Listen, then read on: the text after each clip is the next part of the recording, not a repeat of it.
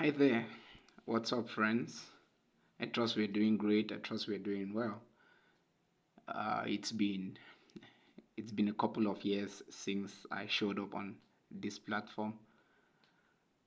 Regardless, I trust we are doing fair and nice.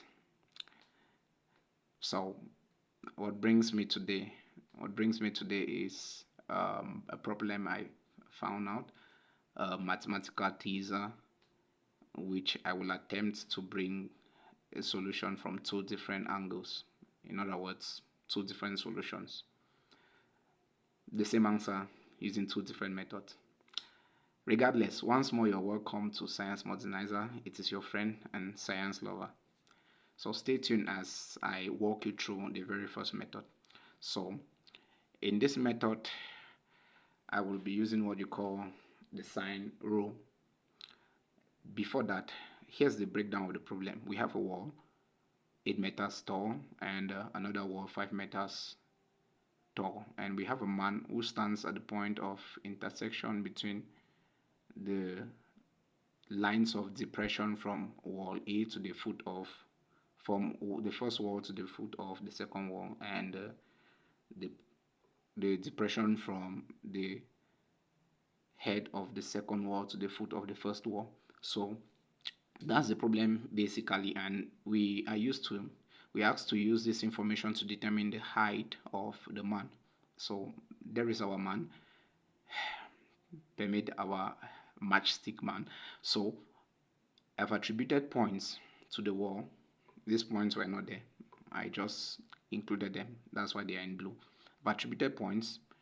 So you can find points there: OA, B, C, and then P, the point of intersection, H, the point where the man stands. And we are going to begin by attributing some variables that may be of interest to us. So we will include the angle of depression first. This angle of depression right here, we are going to call it theta 1.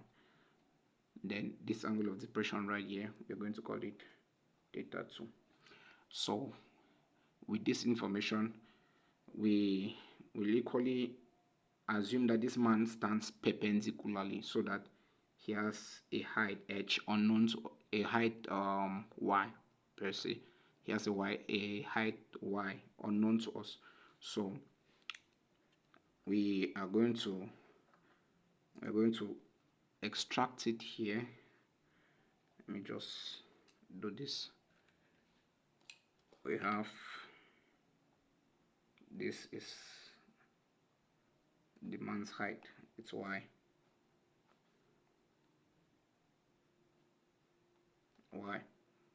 Okay, I did not want to put it on the man because it's going to make our diagram messy. And another variable that is going to be of interest to us is the distance between these two walls. It's not given, but it's going to be very crucial for us to solve this problem. So I will say that the distance between the two walls is a certain variable x naught. Let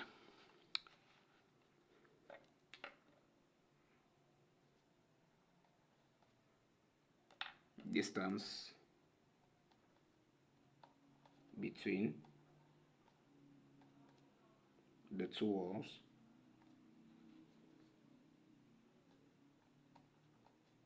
be equals to a certain x naught. And also, another variable that will be of interest to us is, we don't know exactly where he stands from either of the walls, but I'll call the distance of the man from the first wall, the 8 meters wall, to be a certain x prime. So distance of man from first wall equals to x prime. This is so that his distance from the second wall should be, of course, the difference, x naught minus x prime. Distance of man from second wall is equals to x naught minus x prime. Good. So already you find another triangle I've drawn down here. This is basically the functioning of the sine rule. The sine rule has it that if I have an arbitrary triangle of this nature, it's not to scale. We have a triangle of sides A, B, C, and sustaining three interior angles alpha, beta, gamma. Then sine rule has it that we have sine of alpha divided by B, side opposite this angle, is equals to sine of beta divided by side opposite the angle, is equals to sine of gamma divided by side opposite the angle. So that's basically the sine rule. What we will have to do is we will take the sine rule and begin applying. I'll start with triangle OBC. So let's go to triangle OBC. On triangle OBC, applying sine rule to triangle OBC, what do you notice? We have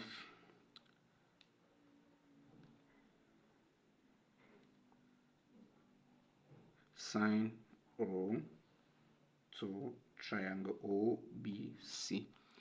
First, notice this. This triangle OBC is such that inside it we have another smaller triangle OPH. So I will join these two to work together with, so that, watch what I will write here, so that I will have something of this nature. First, before I go to that, you will know that one of the interior angles of a right angle triangle, because this forms a right angle triangle, one of the interior angles of a right angle triangle is 90 degrees, right? So in the same sense, this is 90 degrees here. And if we are working with this triangle, this is theta 1. This is therefore going to be 90 or pi on 2 minus theta 1, right? The same thing up here. 90 minus theta 2. Let's just keep that information there. So we come down to applying the sine rule to triangle OBC. So if we apply the sine rule to triangle OBC, this gives us this sine of theta 1 divided by 5. 5 here is the side opposite theta 1, is equals to sine 90 divided by the side opposite it, or the side opposite it, OB, call it OB, should be equals to sine of 90 minus theta 1 divided by the side opposite this angle, or the side opposite this angle, all of this length. And remember, we called all of this length a certain x naught, so divided by x naught. Good. Now in the same sense, I will apply to, so this first is for triangle OBC. Inside triangle OBC we have a subtriangle OPH. So triangle OPH, what do we get? For triangle OPH we get sine of theta 1 divided by y is equals to sine of 90 divided by OP, sine of theta 1 divided by y is equals to sine of 90. This is a 90 degrees angle here. 90 divided by OP should be equals to sine of 90 minus theta 1 divided by, which distance is this? So of course this is going to be the same angle as this, 90 minus theta 1. This distance corresponds to this x prime divided by x prime. Good. So that's good enough. We keep that. Next we apply, first we started from up here, applying to triangle OBC. We come down here, we apply sine rule to triangle The next triangle we'll be taking is triangle OAC. Triangle OAC. Now observe something about triangle OAC. The same thing happens.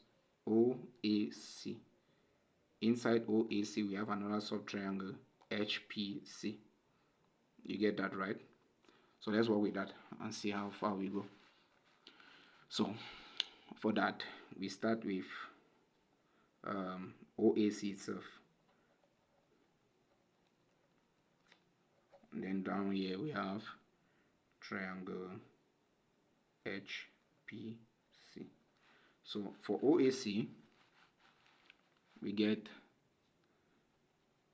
sine of theta 2 divided by sine of theta 2 divided by 8 should be equals to sine of 90 divided by sine of 90 divided by AC. You see that, right? Should be equals to, or sine of 90 minus theta 2 divided by x naught. Sine of 90 minus theta 2 divided by x naught. So we go to the next triangle, triangle HPC. Come to triangle HPC, we get HPC. We start with theta, sine of theta 2 here. Opposite it is y, right? So you get sine of theta 2 divided by y should be equals to sine 90. This is 90 here as well. Sine 90 divided by PC.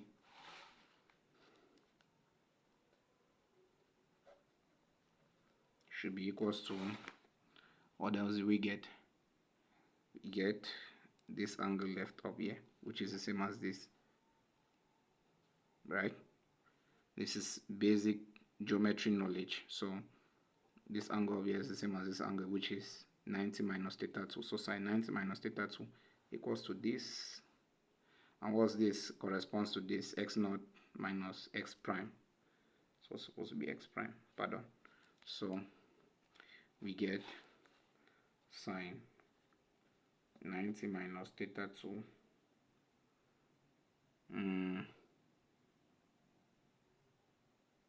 divided by x naught minus x prime.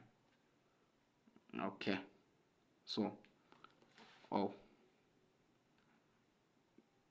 now this is good enough. So next thing we want to do is we want to develop this. So I'll call this star 1. Let me call this star 1.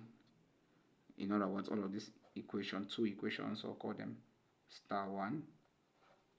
And I'll call these 2 equations star 2.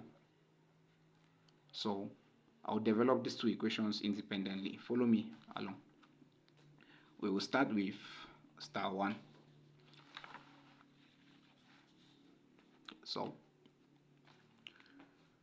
if you notice from star 1,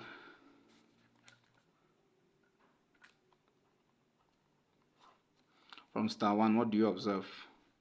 Observe that sine 90 is 1, and then cos 90 minus theta, sine 90 minus theta 1 is simply cos theta 1.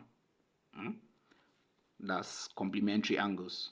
So we get sine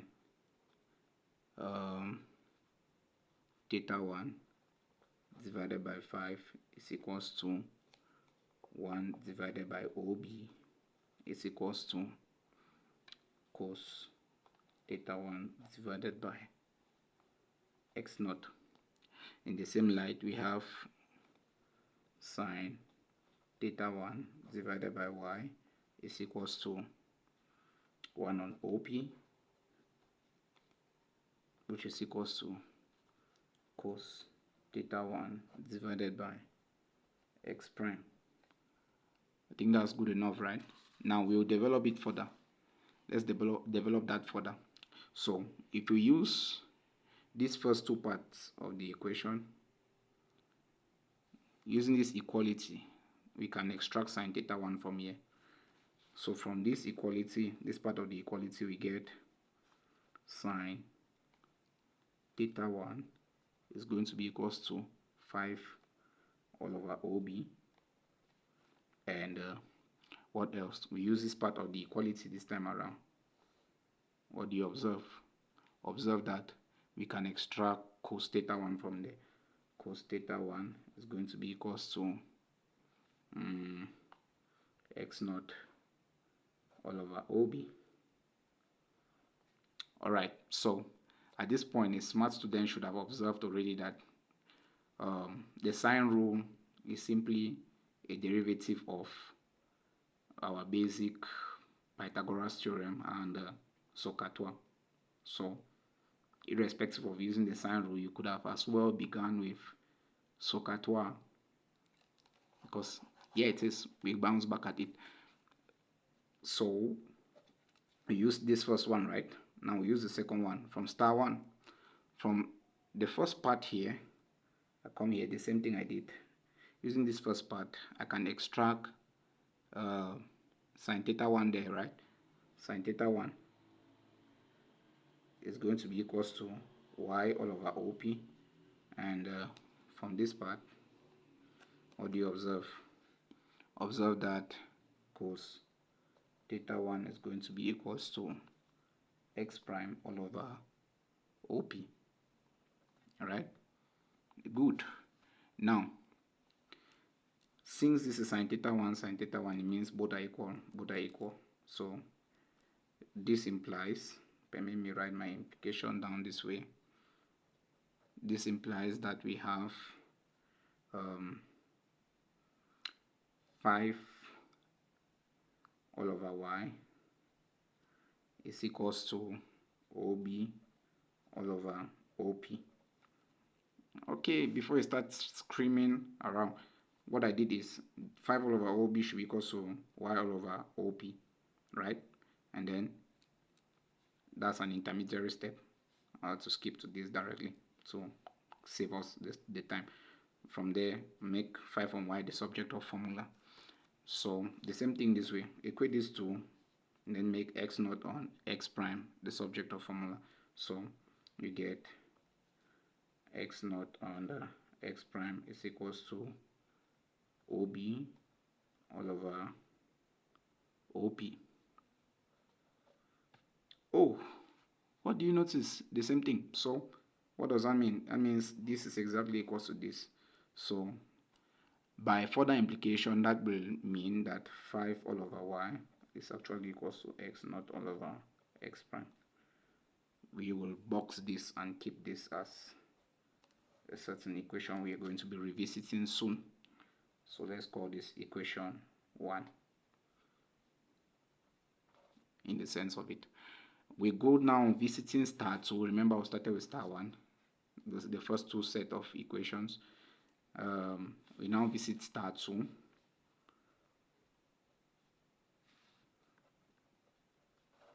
What do you notice from star 2? Where were we at star 2? From star 2, where's star 2? This is star 2 right down here. The same thing happens. Sine 90 is 1. Sine 90 minus theta 2 is cos theta 2. The same thing right here. So we come back to that. We are going to get something of the form sine theta 2 all over, that was 8, equals to 1 all over AC equals to where's the other guy? Cos theta 2 all over x naught. From here, right? Good. The same thing down here. There we go. So we get, what do we get? We get sine theta 2 all over y should be equals to 1 all over PC should be equals to cos theta 2 all over x naught minus x prime. Good and fair enough. So if we simplify further, from here, this first equation, we are getting the same thing we did up there, right? That's the same thing we are doing. We use this first part of the equation. We are going to get was that necessary? Yes, it was. Sine theta 2 equals to 8 all over AC. And then from this part of the equation, we are going to extract cos theta 2 equals to that's x naught all over AC. The same thing down here, y all over PC cos theta 2 from here is going to be equals to x naught minus x prime all over PC. Good. So this equals to this, this equals to this, this equals to this, this equals to this. We run. So that means we have 8 all over AC is equals to y all over PC, and x naught all over AC is equals to x naught minus x prime all over PC. That's clean, right? Good. We make AC on PC the subject. That will get 8 all over y is equals to AC on PC, and x naught all over x naught minus x prime is equals to AC on PC. Okay, so I think that's clean. Good. So what do you then observe? This equals to this, meaning we can equate both together, right? So that means this implies, permit me again write my implication downwards. This implies we get 8 on y is equals to x naught all over x naught minus x prime. Another equation we will have to box and make good use of, call it 2. So we are drawing to the end of this. What do you observe? We have 2 equations from which we can find y. So here's the magical part. I will bring my 2 equations together. The first equation is 5 on the y equals to x naught on the x prime. This is equation 1. Then the second equation, 8 on y is equals to x naught on the x naught minus x prime, equation 2. Good. Now I want to make things look easy, fair enough for all of us. So what I will do is I will invert equation 2. You will see why. Equation 2 is the same as y reciprocate. Y all over 8 is equals to, here we have what gives x naught minus x prime all over x naught. So this is further equals to 1 minus x naught or x prime all over x naught.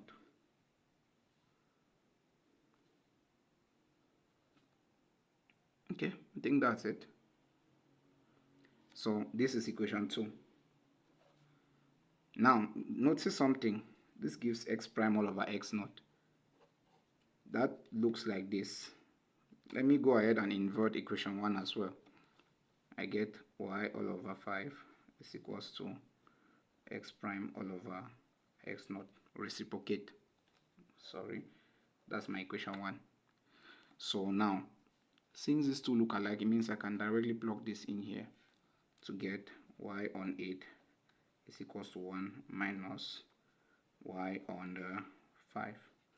Send this that way, I get y on 8 minus plus, sorry, y on 5 is equals to 1. So this gives me, what do I want to give me? 5y plus 8y divided by 40. 5y plus 8y, 13y divided by 40 equals to 1. So that means y should be equals to 40 on 13, which if you do the mathematics, you get y equals to, somebody get me a calculator. Okay, let's see those that have been following. There's nobody around. That's supposed to give 3.076 meters, or 2 decimal places. Either ways, that's what we get. So